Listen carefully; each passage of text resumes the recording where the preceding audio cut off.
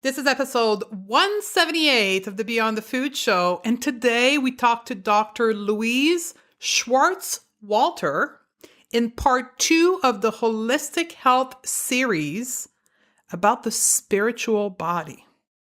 Do you wonder what the heck spirituality has to do with your relationship to food and body? If so, stay tuned.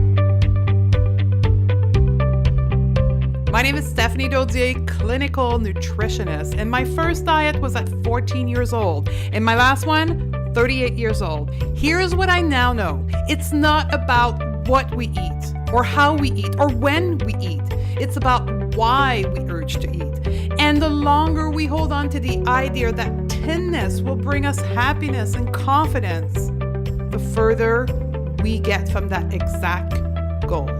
The solution? Going beyond the food, mindset over strategy, ditching dieting, eating intuitively, and learning to accept our body as is today without having to lose anything. So how do we make peace with food and our body? As a top 25 alternative health podcast in the world, this is the Going to Beyond the Food Show. Ladies, welcome back. Stephanie here, and today we are going to talk about spirituality. And this is the second part of a 4-part series on the 4 layers of the human person, which is the model of holistic health that we adopt in the Going to Beyond the Food method. And today we talk about the spiritual body, and it is the most misunderstood aspect of being a human that we encounter as we enroll new students in our program. Because there is a misunderstanding in society about the difference between spirituality and religion. So let's get that out of the way first. Religion is a set of texts, practices, belief about the transcendent shared by a community and involves a relationship with a God, the God, Jesus, Buddha, Mohammed. These practices, these beliefs are in around one line of belief around one God most of the time. Spirituality, on the other hand, is about a person's relationship with the transcendent question that confront us as human beings. This may or may not involve a relationship with God. So think of spirituality in your personal relationship with God, a higher power, the universe, where religion is a set of practices, belief, prayers, whatever, around one singular God. I hope that makes sense. If that is very sticky to you and you still don't feel comfortable talking about spirituality because you are in a particular organized religion, right? I would invite you to go read an essay that one of our graduated students has done. She's been on the podcast before. Her name is Susan. I've linked it in the show notes, so stephaniedozer.com/178. And she is a well-educated woman in the field of religion. That's her individual passion. So she was able to link spirituality to Going to Beyond the Food method, religion, and how this can all come together without interfering with one another.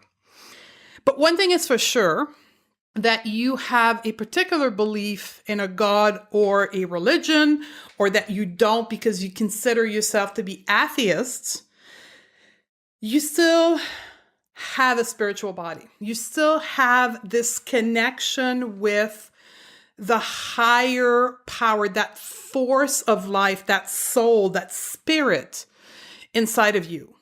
It may not be structured around the religion, and that's okay, but it's still there. And I want to share with you a story of one of our students that came into the Going to Beyond the Food Academy, in particular in this program, where when we got to that body, to how to interact with our spiritual body, she raised her hand and said, I don't have any belief. I don't believe in anything. I'm atheist and I don't see how that helps me. And I don't want to do anything about it. And my question to her was, okay, which is totally fine, but how are you going to go from a place of dieting to be at peace with food and tap into intuitive eating to then know what you should eat, how much you should eat, tapping into your hunger, the whole model of intuitive eating? And she says, well, I'm just going to learn intuitive eating. I'm like, problem with intuitive eating, it relies on your intuition, right? This bodily form of higher wisdom that we all have inside of us. That's where the name intuitive eating comes from, right? Tapping into our interoceptive signal, our higher wisdom to know what we should eat, what the quote normal eater do. And I said, so if you don't interact with your intuition, which by the way, intuition is within the spiritual body. When you look at the 4 layers of the human body in the holistic model, intuition reside within the spiritual body. So how can we learn to eat intuitively if we're not, we as a group collectively, willing to look within our spiritual body and fuel that and heal that part of ourselves? And if you're sitting out there right now wondering why you are challenged with tapping into your own cues, your own intuition to know what to eat or how to engage with your body, yet you deny the spiritual aspect of yourself, that could be very well be where the answer to your current challenges are.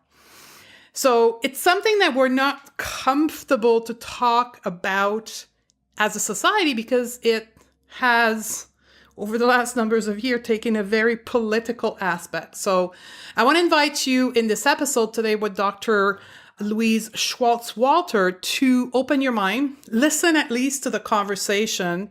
Dr. Swartswalter has been teaching the model of holistic health and spirituality for a wide numbers of years. She's a naturopath. She's a biofeedback expert. She does trauma release work, NLP, and energy work. She owns a clinic that's centered around the holistic model of health, and she has her own method to access the spiritual body, and that's what we'll talk about today.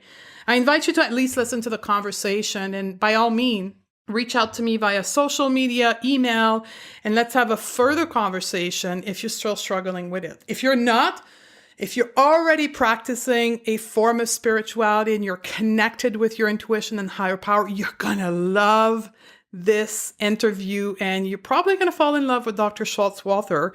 She's got a set of exercise for you. She calls them Mind Jam. So I really invite you to go and download the package that she did for you guys, to go and download it and to do some of those exercises to help you further enhance that relationship with spirituality. So let's go discover what the spiritual body can do with your relationship to food and body. Welcome to the show, Dr. Louise Swartswalter. Oh, it's so awesome to be with you here, Stephanie. Thank you so much for having me. I'm very pleased, and I pronounced your name right. I'm so proud. Yes, you did really well. The French in me just keep creeping up, and I practice and practice before the interview, and I finally got it. So I'm proud of myself. So I'm going to call you Dr. Louise to make it easy. So perfect. Dr. Louise is going to be our expert for this month in the spiritual body. And we're going to dive right in because for many listeners, the spiritual body of the human being is something that they haven't explored. They don't have a lot of knowledge on. So I want to jump right in and talk about what the heck is the spiritual body? Good question. Good question. You know, when I think of our spiritual body, I think of it's our connection to a higher power. So it is just basically very simply that. It could be a different higher power for everyone. I kind of say, God, Jesus, Buddha, whatever you believe in, it's that connection. And when I actually muscle test people or figure out how much of their spiritual body is connected to their health piece, it's 100%. That's huge. It's huge. We are spiritual beings before we're physical beings. So we're a soul with a body, not a body with a soul. That is profound. I know. Isn't that so cool? Because that's not what we're told. So for many of us listening right now, we're coming from the world of hardcore dieting or overeating and binging behavior and then dieting cycle. And all we're told is that we are a physical body that needs to lose weight. That is too big, needs to lose weight. We need to control our behavior. And what you're saying here is we're not a physical body. That's pretty profound. Yes, yes. Mm-hmm. So here's me out on this. So it's our connection with our higher power. What if I don't have a religion? What is my spiritual body then? Good question. I believe that everyone has, and it's not about religion, okay? Because religion is the practice of going to a place, to a church, to a community. That's not your spiritual connection. Your spiritual connection is something you sort of feel inside. You feel in your heart. You just sort of have an inner knowing, if you will. And it comes to you in those times when we're super stressful and you have to find a way to get yourself back to peace. So it's like we actually learn more through our strife and our struggle than we do when things are running smoothly, right? When things are running smoothly. So for example, I'm here with you today because I got into healing the spiritual body, but I, of course, started with my physical body. So I got sick myself. I was allergic to everything in the world. I had all those labels, MS, fibromyalgia. They didn't know what was wrong with me. Doctor hopped for years and did change my physical lifestyle, protocol. So it was eating the organic foods. It was, taking my supplements, being a good girl. I even moved to Taos, New Mexico from Chicago and did it all. And I still wasn't where I wanted to be. And so on my path of seeking, I worked on the mental body, the emotional body, and of course, Taos, New Mexico, if you've ever been there, it's mountains, it's 7,000 feet, it's beautiful. You see rainbows every day when it rains. It's gorgeous. And so it was my spiritual time, if you will, to connect with nature, connect with my God, And really what I learned was the power of our spiritual connection and how much that is important in healing. And I wouldn't have gotten there had I not experienced it and gotten sick myself. So for people, I think this is a great explanation. And I think it is common to many of us. I went through the same thing as you, physical, mental, emotional, and then I landed into the spiritual realm because the rest of the stuff wasn't, quote, working, right? It's because I just wasn't working on the four bodies at the same time. Mm-hmm. So for people this is their first time encountering the spiritual body, can you give us a couple of examples of how this spiritual body shows up in our plain day-to-day life? Yeah, let's see. So again, when you're really super stressed and someone says something to you and it brings you back to calm and it brings you back to an inner peace, you're experiencing that connection. Okay. And then I think of, how we feel when we're around puppy dogs, pets, or maybe children, and how it brings you back to what I call present time. And so your mind isn't racing and you're not in that stressful place. You're not thinking about what you have to do the next moment. You're totally in present time. When you're in that present time and you've surrendered, that's the connection. That's the connection. Meditation, people who meditate are working on that connection.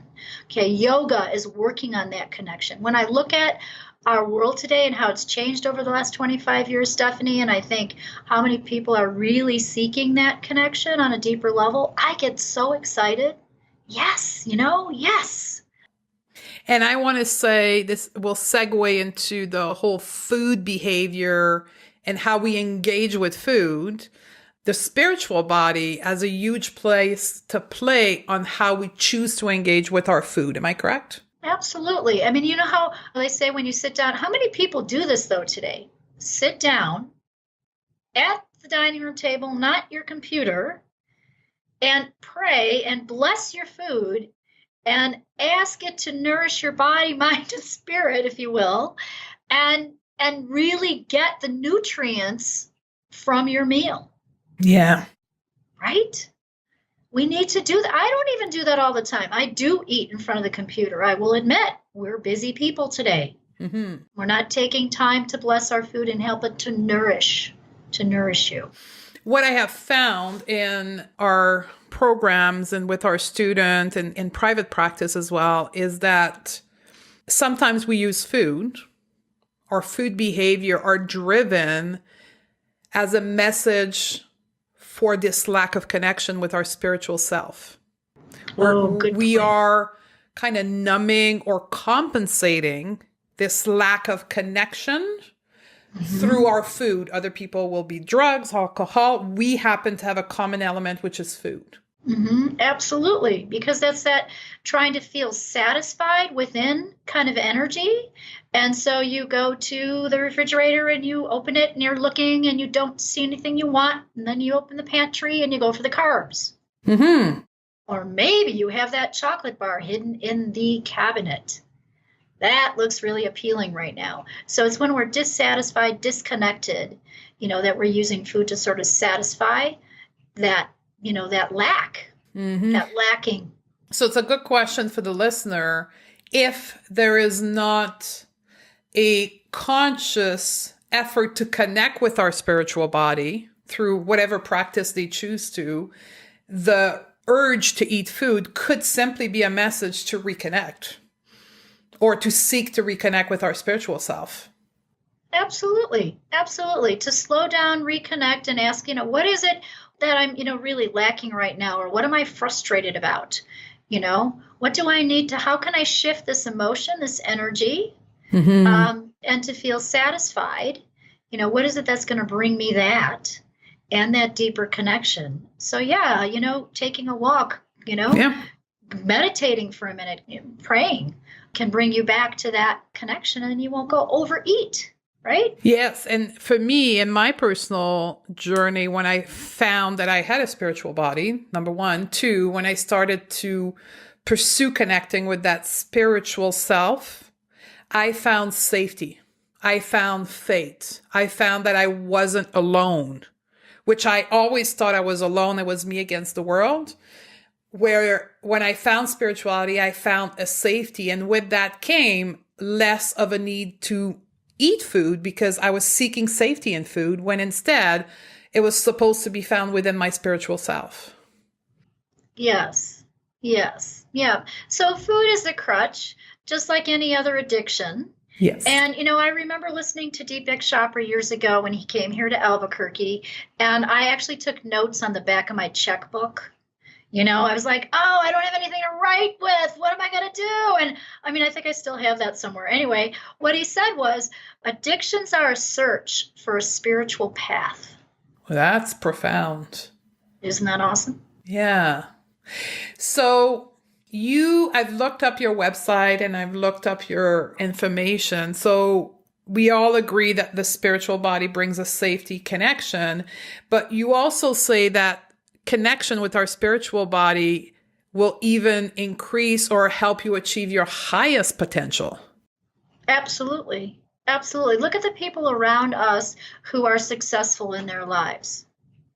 And ask yourself the question, do they have a spiritual practice? Are they connected to a God, again, higher power, whatever that is for them? It's probably 100%. So it's a huge piece of the puzzle. And I recently started using kinesiology and muscle testing people and finding out percentages. I wanted to know the percentage of what their issue was, physical, mental, emotional, or spiritual. And I drew a pie chart. And I said, it's 70% physical. This is nerve pain because, you've got a pulled muscle in your leg and, it's from working out or whatever. And so, it's 70% physical. And then it was, 30% emotional.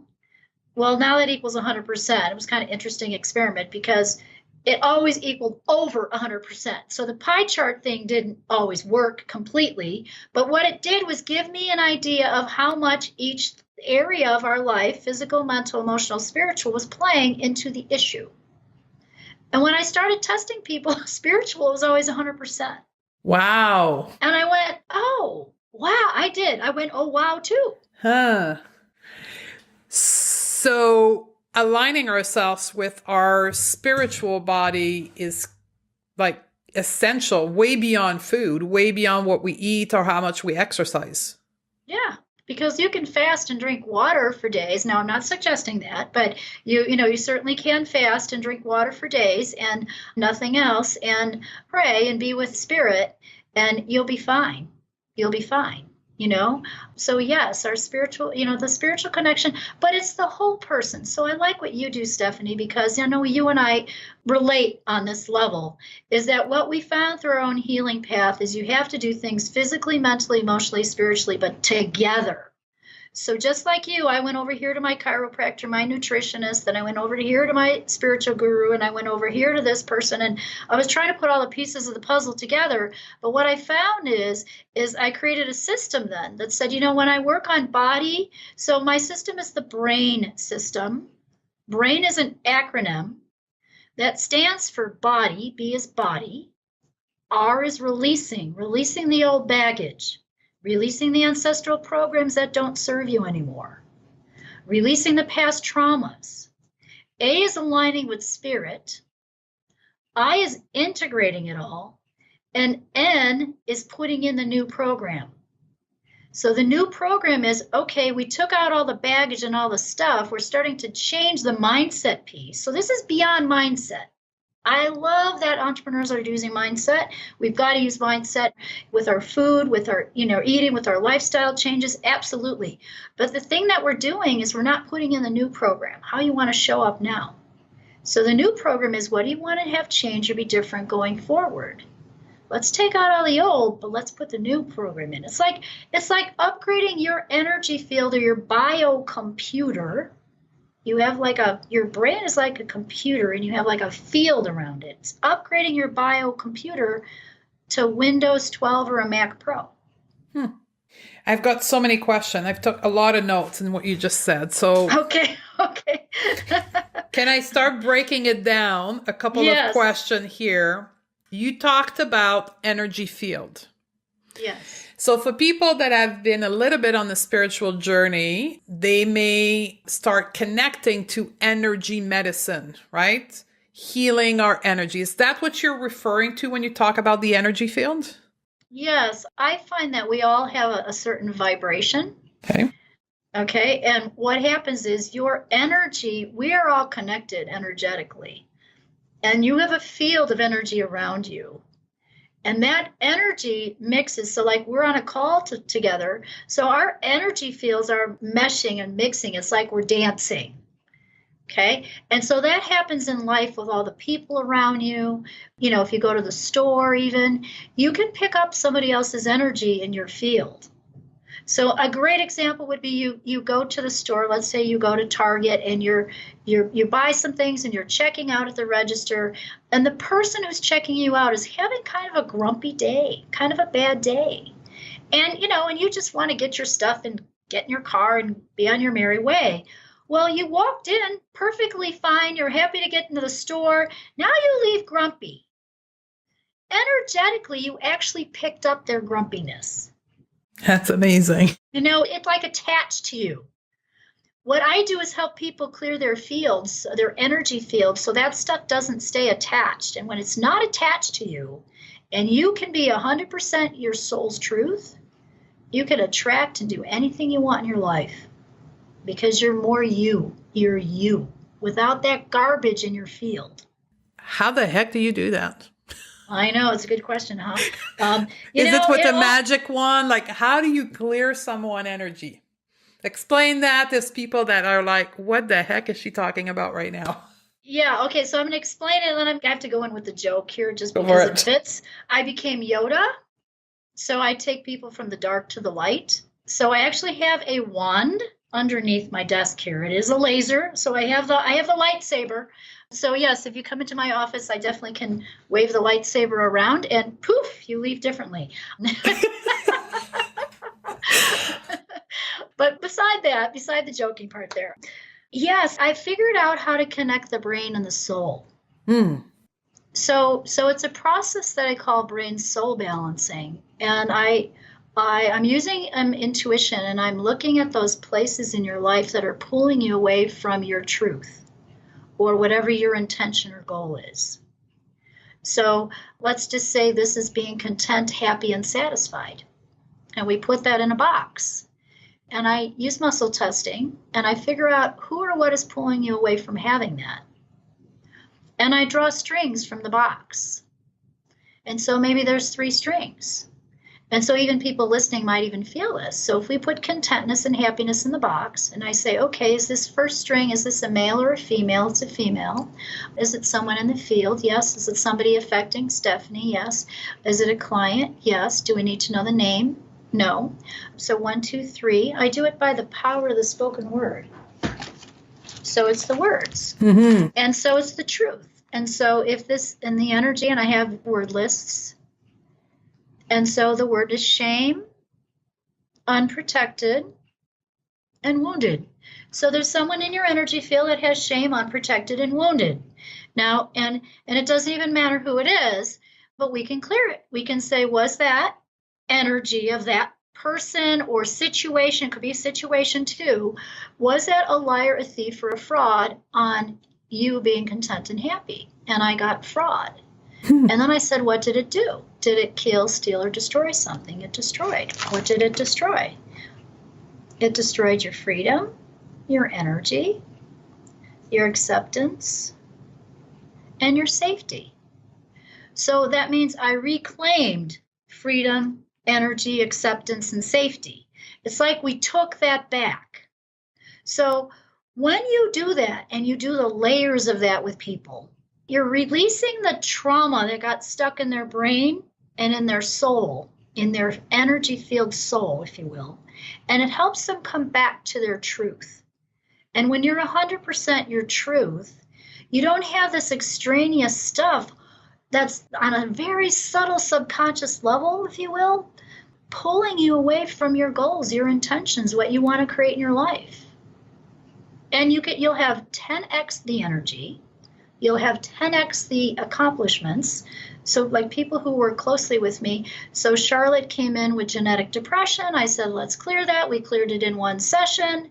That's gone. Then we worked on peeling the layers off, using connection from brain and soul, spiritual work. It's all intuitive work. And, she writes 3 books. Wow. And is learning the brain system and is working as a veterinarian and an acupuncturist and, is accomplishing all these things in her life because now she's clear. She doesn't have all that baggage and she can be her soul's truth. So the spiritual connection to your food, to your lifestyle, to yourself, to the people around you is it. It's it. But we have to clear it at the brain soul level. That's pretty phenomenal. So what you're saying is it's like releasing the baggage or the ball and chain that we've been carrying around that is slowing us down. Absolutely.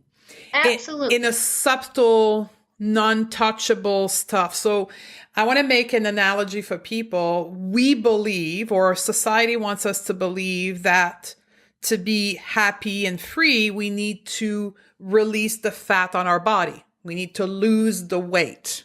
Mm-hmm. What we're proposing here is that what is even more important than releasing the fat on the body, it's actually releasing that baggage, that spiritual energy baggage that slows you way more down than the fat on your body.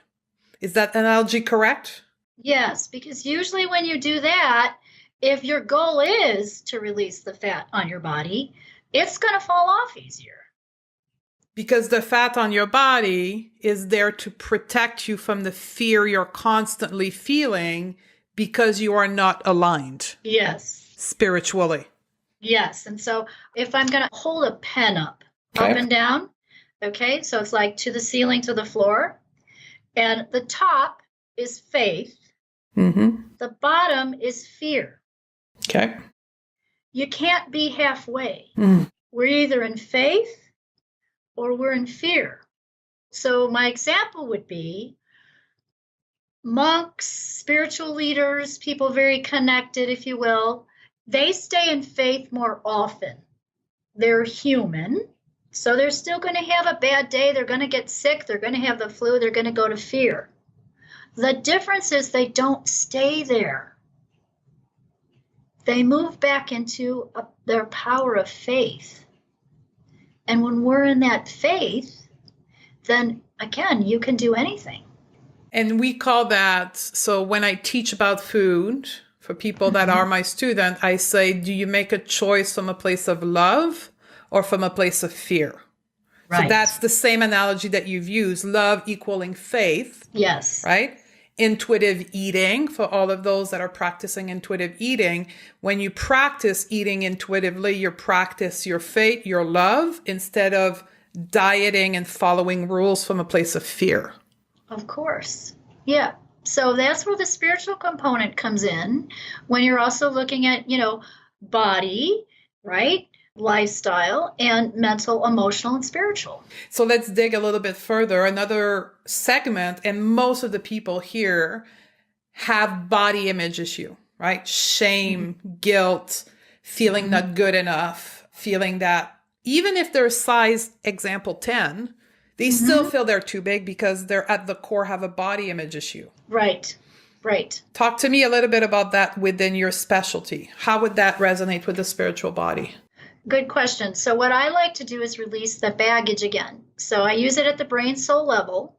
And so what we do is we say the positive thing you want to accomplish would be feeling healthy and content in my body. Right? And then we would say who or what is pulling you away from that. And I find that the string has to do with shame that's ancestral, that came from great-great-grandma. And we release the shame and the pain and the fear. And let's see if I can come up with another word. I'm actually testing in the field here. Powerless. So if shame, pain, fear, powerless goes back 10 generations. And when I think about women, it's so powerful when you do this in a group with women in the room. Oh my gosh, or men too. But, when you do it as a group too, because we have to release those old patterns. And when you release that pattern of that ancestral program that doesn't really belong to you, it was great-great-grandma's, and it got passed down, and now you're playing it out. We're playing out that shame in the same way I played out fear. So my great-great-grandparents were in concentration camps.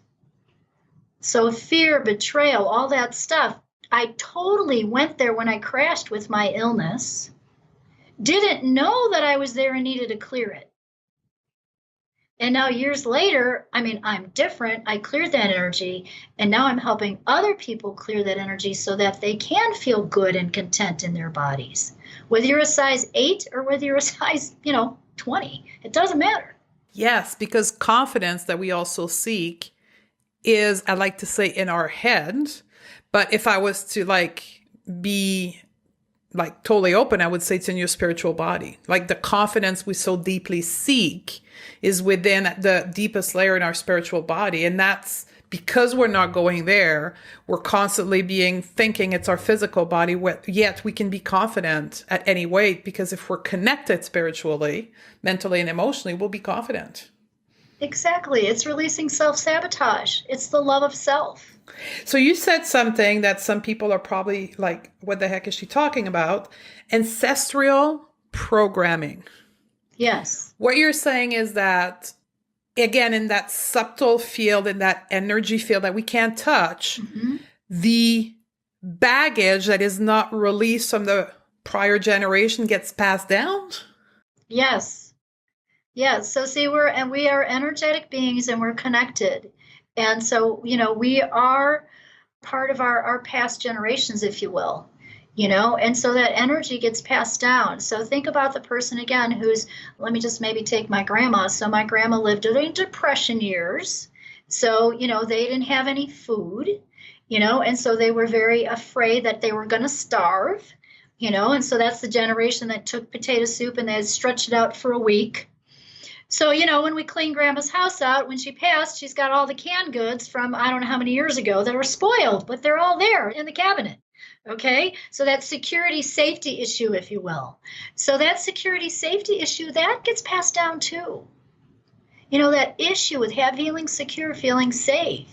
And so, we have to clear that energy so that you can be free. You can be your truth. You can feel secure and have that faith. So part of it is clearing the baggage, and then part of it is putting in the new program.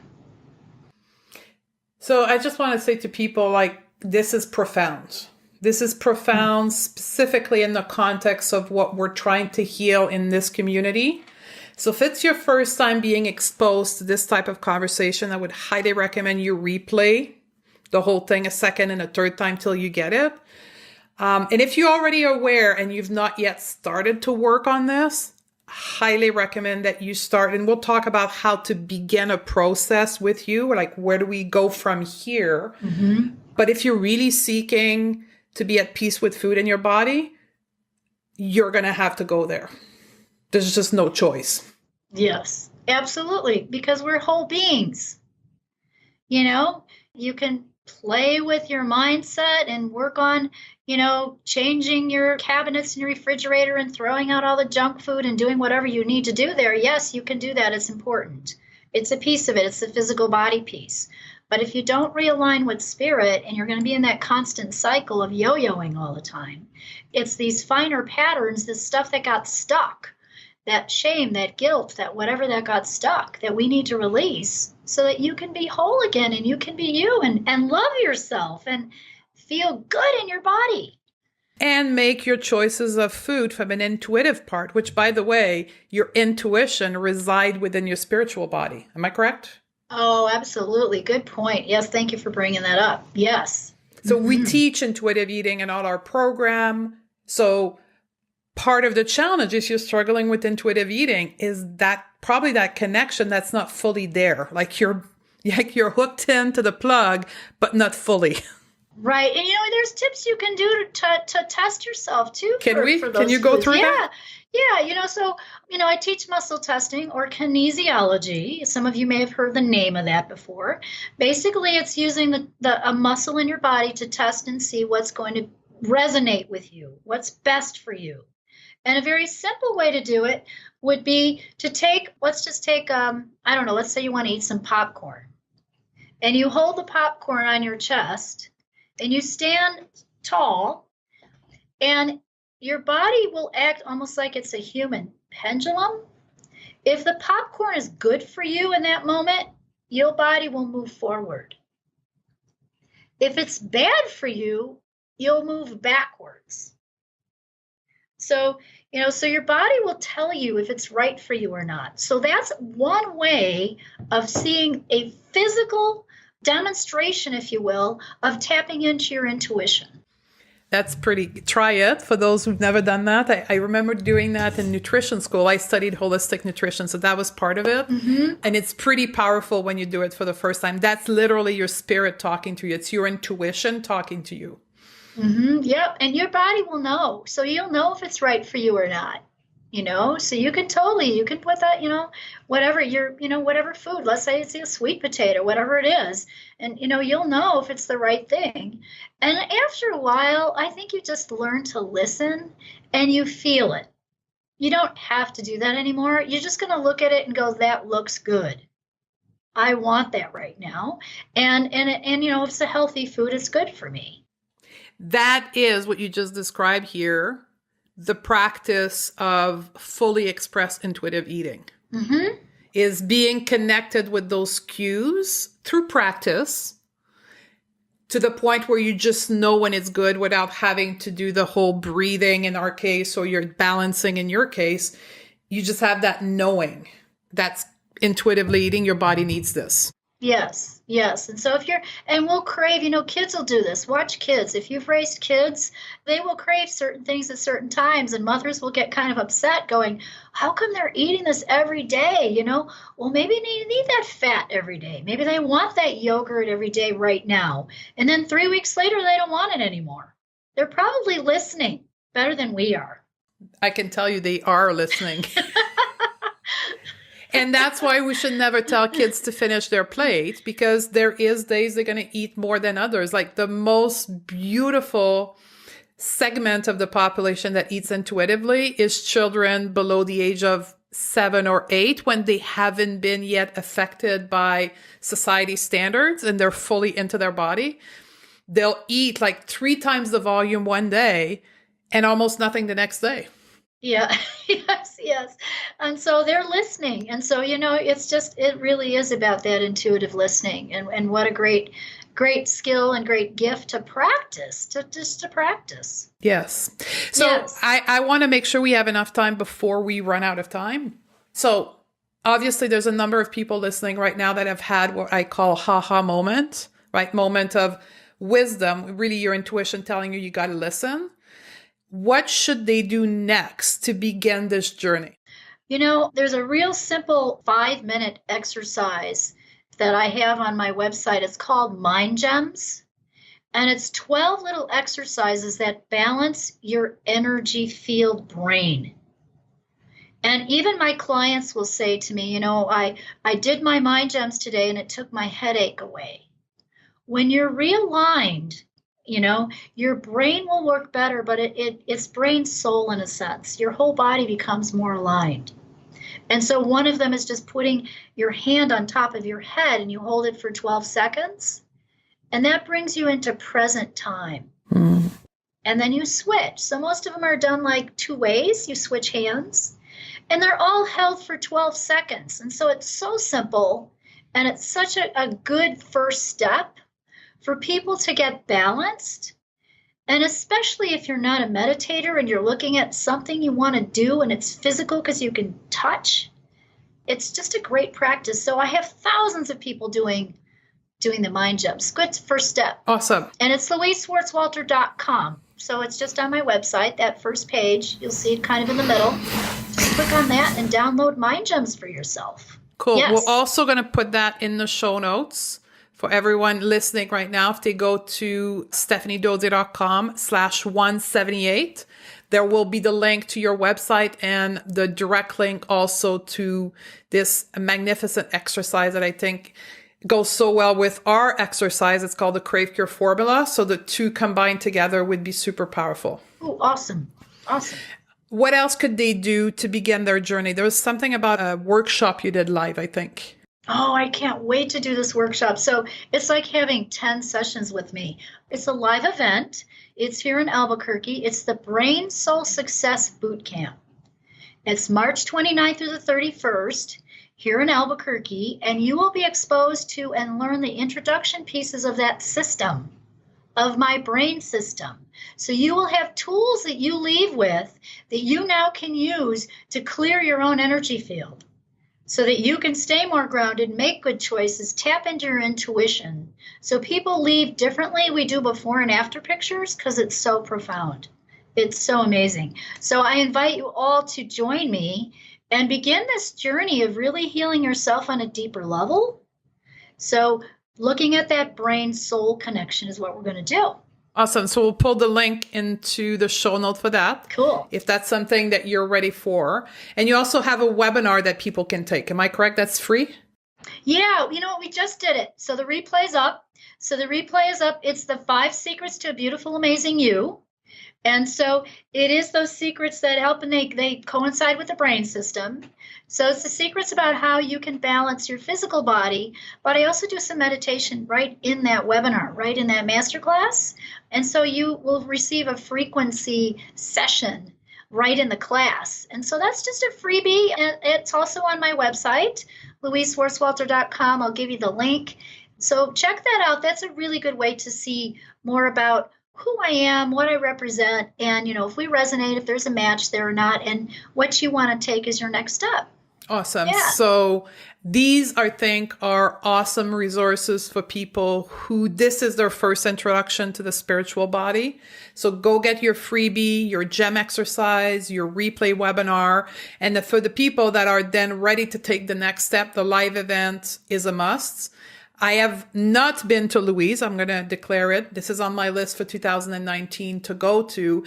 But I have to say that my spiritual healing came from attending just live events. Mm-hmm. And I have attended in my healing process for about 4 years, almost 3 to 4 a year, to really get to the place where I am today. So it'd be a great place for people that are ready to start with you to attend one of your events.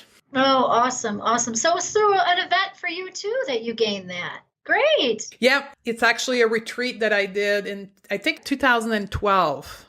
I pulled out the old pictures of an event I went to, a retreat, and that's when the awareness of spiritual body and the connection to it began. Oh, that's very cool. That's very cool. Yeah, I love touching people and being next to people. I mean, this is great because we can, connect this way, with audio with people and get to know everybody. And oh my goodness, that's awesome. But to really get to know people when they're in a live event room like that, yes, oh, that's rich. It's just good. Yeah. And one of your events is on my list for 2019, so you'll see me. Yeah, good. Awesome. I can't wait. Yay. Well, thank you very much for having been with us, Dr. Louise. You were phenomenal at explaining people what it is and do a great introduction and provide a whole bunch of solutions. So really appreciated your presence here today. Oh, you're so welcome. Thank you, Stephanie, for having me. I love the work that you're doing in the world and how many people you're touching with helping them understand these food issues that have been there forever, right? And giving them those nuggets now about the answers that they finally are seeking to help them, but help them in a bigger way. That's what I love about your work. You're helping them not just with that. It goes way beyond. It's beyond the food. Yeah. Yeah, beyond the food. Yes. It goes way beyond. Well, thank you very much, Louise. Oh, you're welcome. You're welcome. Have a great day, everyone. Thank you, Stephanie. There you have it, ladies. So what do you think? I'm really curious for those of you who weren't connected with their spirituality before, how you feel now. So I would love to hear from you on social media. And are you ready to take that step further and connect with your higher self so that you can make peace with food in your body and tap into this innate wisdom that we have as human that's within your spiritual body? So hope that helps you. If you think this episode could help someone in your life, reminder that this is a grassroots movement. If you can share with someone else special in your life and show them how they can go beyond the food and be at peace with their body and food right now, I would really appreciate your support. We're going to continue this series in the next episode, show 179, with Dr. Michelle San, and we're going to dive into the physical body, like the actual structure, the skin, the bone, the organ, specifically around perimenopause, right? So that late 30s, beginning 40s, early 50 period of your life, how can you interact with your physical body and help make peace with food in your body? I love you, and I look forward to hang out with you in the next episode. Do you wish your relationship to food and perhaps your body was easier? Do you wish you could make peace with food and your body? Most women will describe this state of being as having food freedom. And likely you've tried potentially everything to get there, and you are certain that something is seriously wrong with you.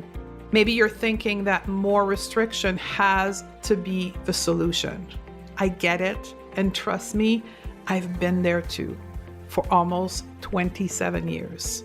You see, what most struggling women never ever realize is that how you engage with food in your body has little to do with food itself. Sadly, most women rely on outdated strategy like restriction and willpower and discipline as their solution. Things like the black and white mindset, the diet pills, the cheat day to control their urges. But you and I know that has nothing to do with food freedom.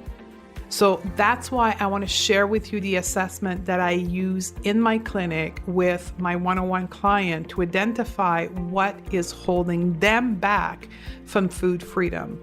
And quite frankly, it's different from anything you've done before. I've created the Food Freedom Score, this assessment tool, to give you an idea of where you should be focusing on.